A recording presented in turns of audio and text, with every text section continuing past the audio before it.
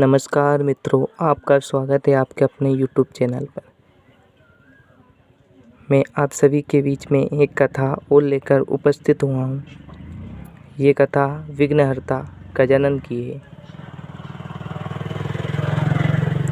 भगवान विष्णु और माँ लक्ष्मी के विवाह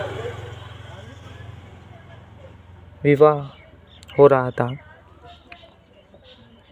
उस समय भगवान विष्णु ने सभी देवी देवताओं को निमंत्रण दिया, परंतु उन्होंने भगवान श्री गणेश को नहीं दिया। सभी देवता वहां उपस्थित हो जाते हैं और भगवान श्री गणेश को ना देखकर सभी विचार करने लग जाते हैं कि भगवान श्री गणेश क्यों नहीं आए। या तो उनको न्योता नहीं दिया या फिर किसी कारणवश आए नहीं। ये भगवान श्री हरि से सभी देवता पूछते हैं।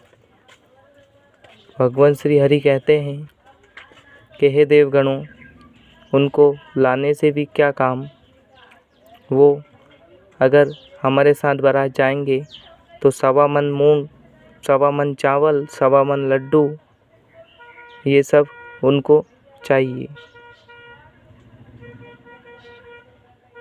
ये सब सुनकर वहाँ नारद जी उपस्थित हो जाते हैं और नारद जी कहते हैं कि हे पालनकर्ता, आप ऐसा कीजिए, उनको निमंत्रण दे दीजिए। और उनका वाहन तो मूषक है, वो तो बहुत धीरे धीरे चलेगा। भगवान श्री हरि नारद की बात सुनकर प्रभावित होकर कहते हैं कि जी आप सही कह रहे हो नारद जी। और नारद जी से कहते हैं वैसे मैंने भगवान शिव को न्योता दिया था, वो उनके साथ ही आ जाएंगे। इतने में भगवान श्री गणेश विघ्नहर्ता आ जाते हैं और आकर वो देखकर उनका मान सम्मान किसी देवता ने नहीं किया और वो आ गए थे। इससे भगवान श्री गणेश नाराज हो जाते हैं। भगवान श्री गणेश नाराज होकर नारद जी से कहते हैं कि हे नारद जी, भगवान श्री हरि विष्णु ने मेरा अपमान किया है। भगवान विष्णु के इस अपमान का मैं बदला लूँगा। ऐसा श्री नारद जी से श्री गजानन कहते हैं और गजानन अपनी बुद्धि लगाकर सभी मूषकों को बुलाकर कहते हैं कि आप जाइए आगे मार्ग में और मार्ग में जाकर बड़े बड़े गड्ढे खोद दीजिए। उसमें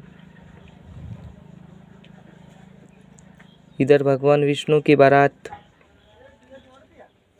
चलने लग जाती है, उधर भगवान श्री गणेश के वाहन मूषक गड्ढे खोद देते हैं, जिससे उनका रथ पहिए धरती में बाहर नहीं निकल पाते हैं, वहीं रह जाते हैं अंदर। अब इसमें नारद जी कहते हैं कि हे श्री हरि,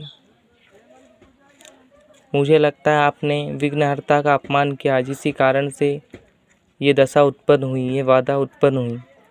देवगण बहुत प्रयत्न करते हैं लेकिन वो धरती से वो पहिए बाहर नहीं निकाल पाते हैं। तभी नारद जी कहते हैं कि आप एक काम कीजिए, आप विघ्नहर्ता गणेश को बुलाइए और उन्हें प्रसन्नचित्त करिए।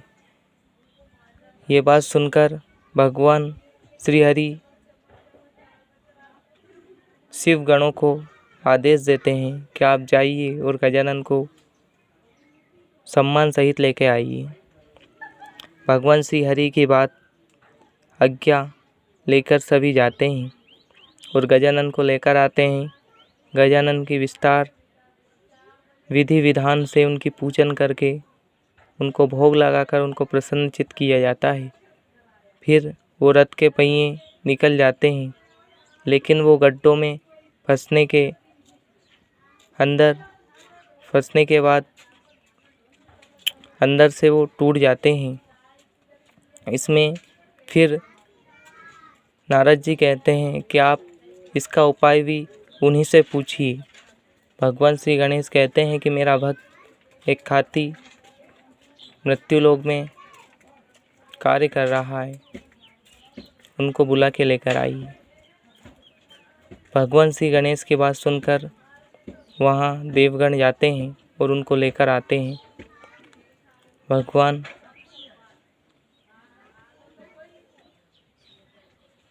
श्री गणेश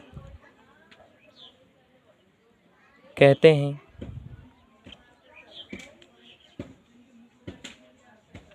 कि हे श्री हरि, आपने मेरा अपमान किया, इसी कारण आपकी ये दशा हुई।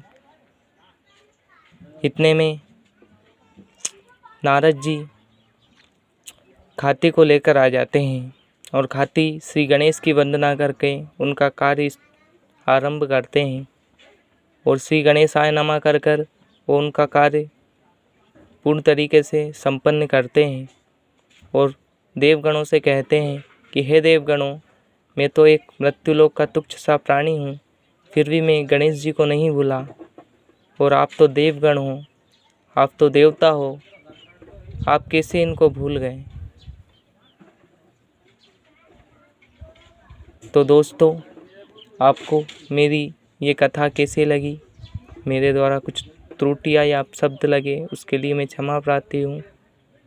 तो आप सभी मिलकर बोलिए श्री विघ्नहर्ता गजानन की जय।